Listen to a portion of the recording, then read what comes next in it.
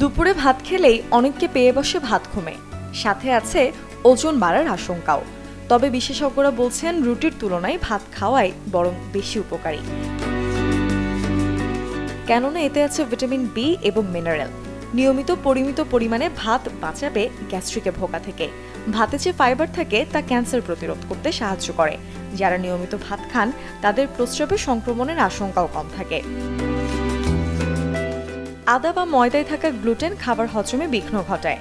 আমাদের উষ্ণ আবহাওয়ায় ভাত শরীরকে ঠান্ডা রাখতে সাহায্য করে, হজমেও সহায়তা করে।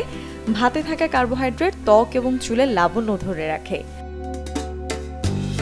প্রতিদিন 2 বেলা পরিমাণে ভাত খেতে হবে। যে কোনো বেলায় 1 থেকে 1.5 কাপের বেশি ভাত খাওয়া ঠিক না।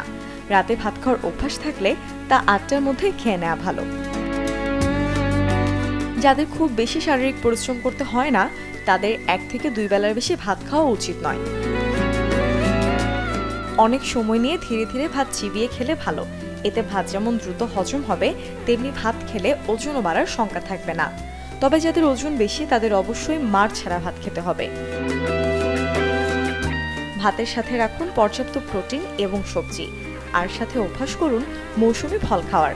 এভাবে নিয়ম মেনে ভাত খেলে আপনিও থাকবেন সুস্থ, সবল এবং ফিট।